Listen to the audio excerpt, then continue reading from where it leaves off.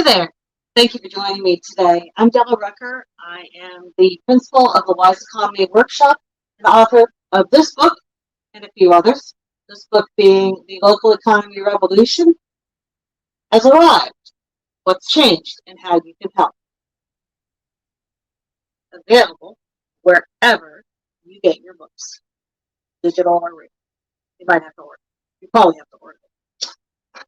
So thank you for taking the time to join me today. It is Monday after Mother's Day, and I ended up taking Mother's Day off entirely. As a lot of you may know, my own mother passed many years ago. My mother-in-law is in another state and usually spend holidays like that with my sister-in-law and her family, her husband and her 4 kids, so they're plenty busy. So Mother's Day ended up being me here, taking a nap, going out to dinner, having a very nice conversation with my kids, who, despite what's going to sound like in the reading from today, are 23 and 19. So they're not littles. And they're pretty damn interesting, if I do say so myself.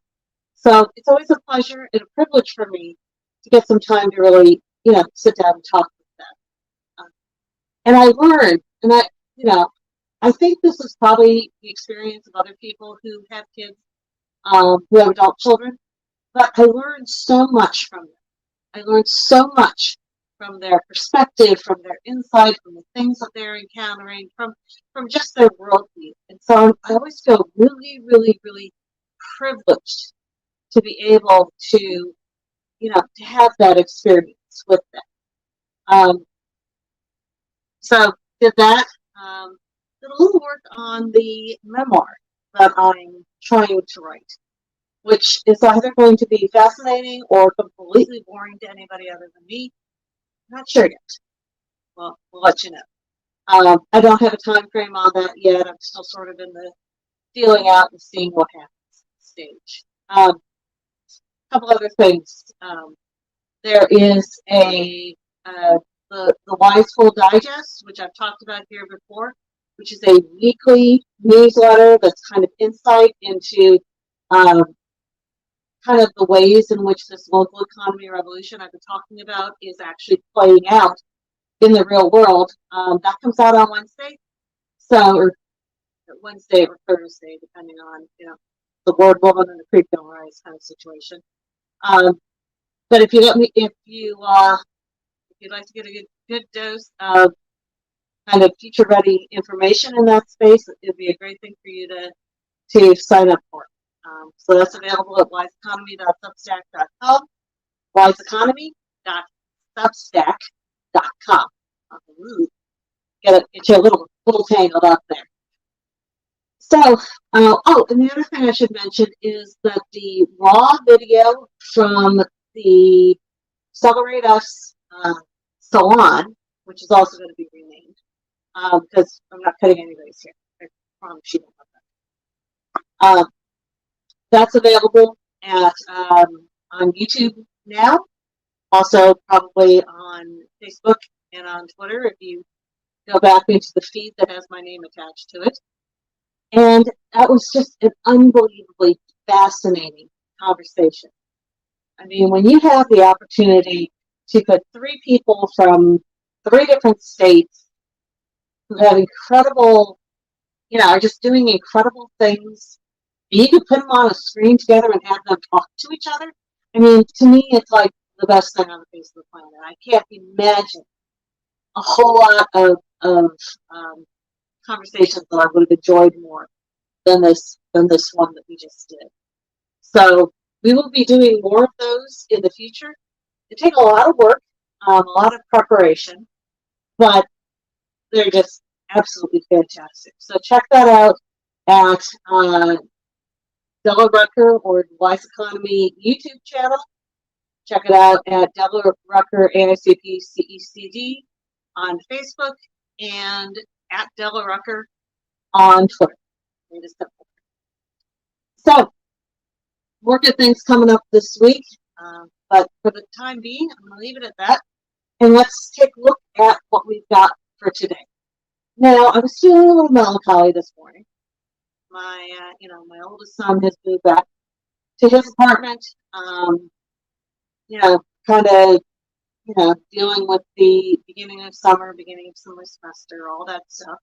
And I kind of had a little bit of going this morning when I selected this reading, which is kind of a hard one for me because it's about my youngest son and looking at my youngest son's experience, particularly as a 12-year-old,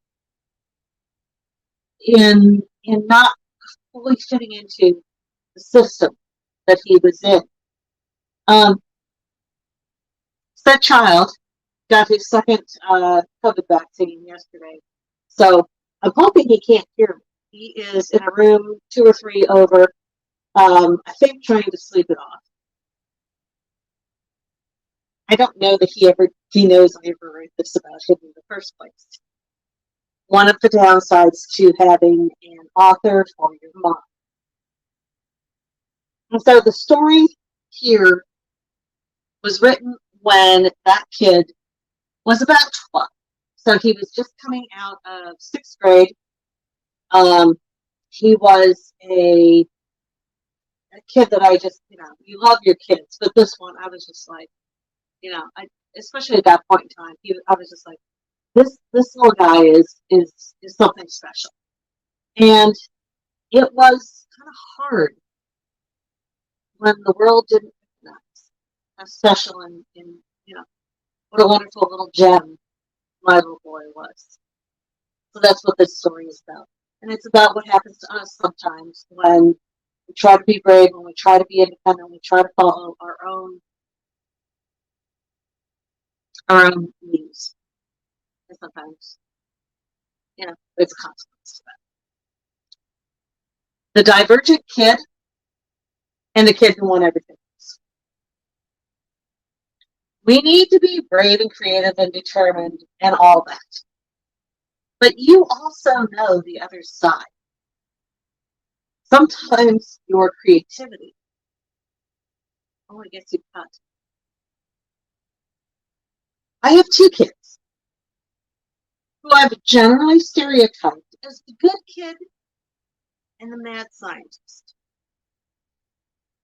The older kid, the good kid, has lots of great qualities. Good grades, well behaved, respectful, etc. Classic person. Good kid. The second is,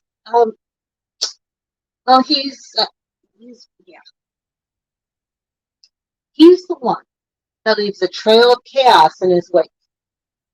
Remnants of projects and drawings and creations litter half the house.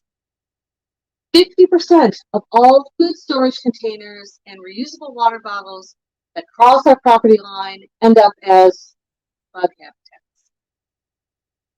Pretty much anything.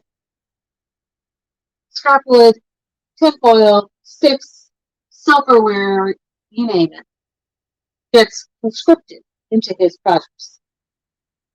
When he's working on something, he goes at it with a single-minded devotion that verges on obsessive.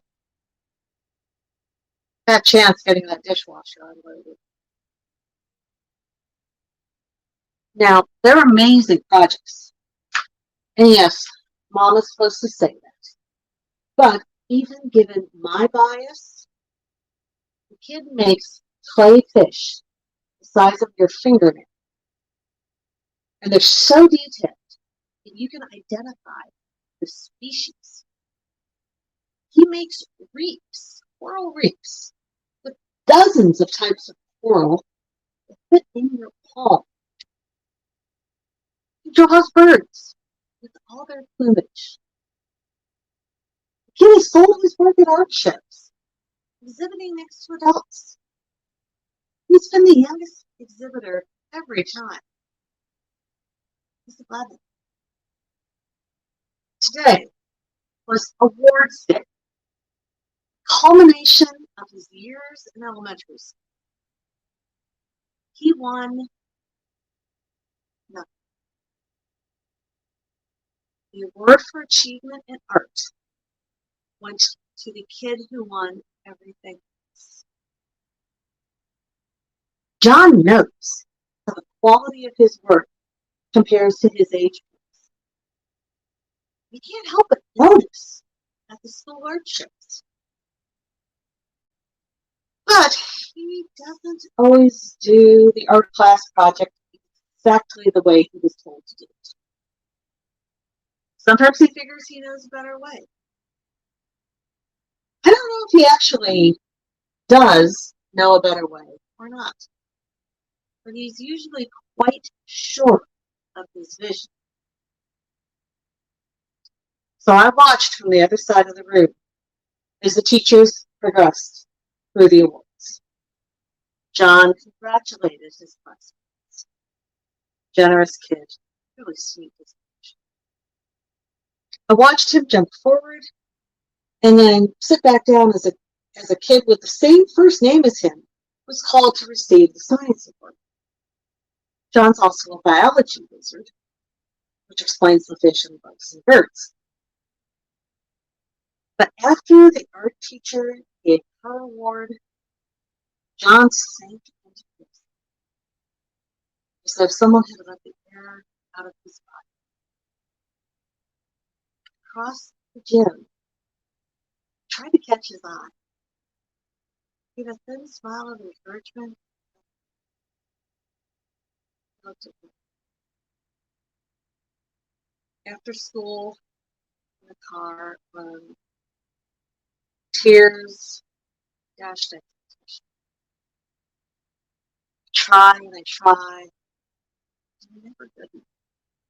Why don't they understand me? What's wrong with me? Mom's experience heartbreak feels like nothing else in human existence. I have an undergraduate degree in education. About a year ago, bewildered about how to deal with this kid, I pulled out one of my old textbooks and reviewed the one chapter I could find on gifted education. The book listed 6 types of gifted kids. First up, standard good student. Check. Second, Divergent Creative. Characteristics: independent thinker, resist playing by the rules, challenge authority, driven by deep need to create. Student is at significant risk of tuning out of the education process.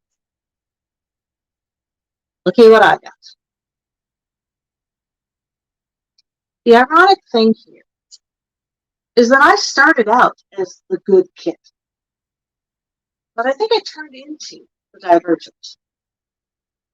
I was the kid who wins everything when I was a kid. Now I'm the one who challenges authority, who ignores people at the community pool while writing, who says stuff that isn't popular with my peers, at least some of the time. As much as the hyper-competitive in me wants John to win everything, I can't in clear conscience tell him to perform, to do everything that you're told, to play the game without question. It's not true to him, and it's not true to me. And he knows that. The kid is also pretty good at reading human behavior, including his own. Why do we crave reinforcement?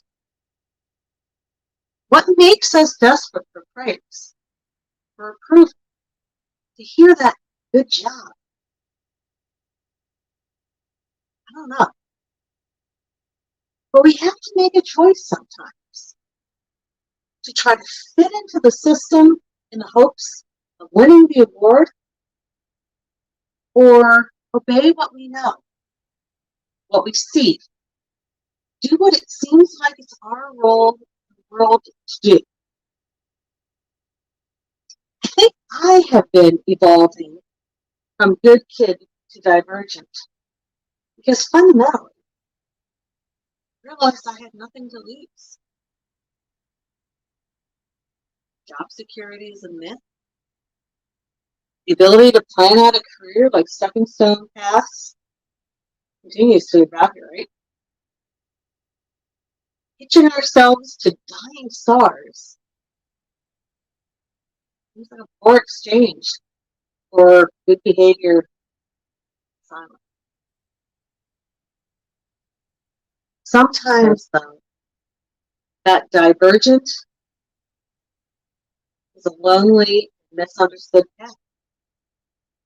Sometimes it just feels like shit. But it doesn't change who we are or what we have to do.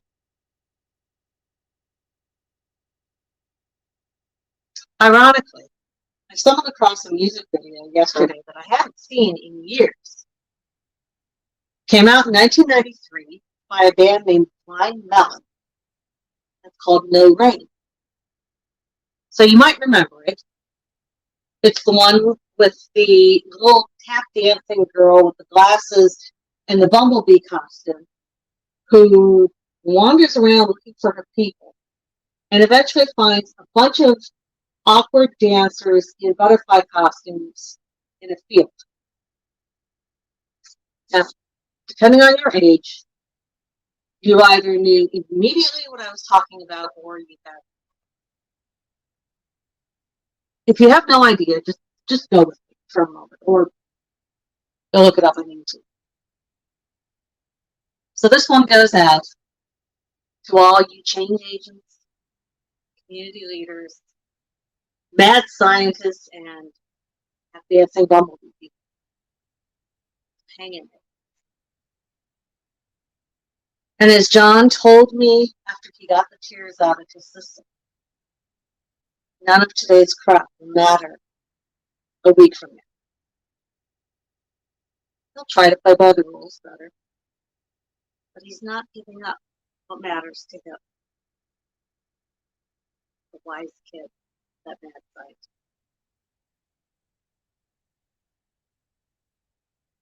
So thanks again. That piece comes from The Local Economy Revolution Has Arrived. What's changed and how you can help.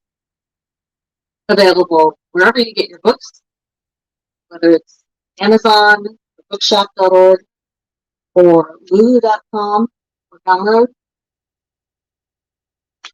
You can order it right there. Order it in print or in digital, whichever goes to your book.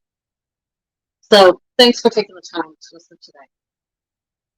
I'll be back on Wednesday with another reading and with hopefully a few more insights and good news and information.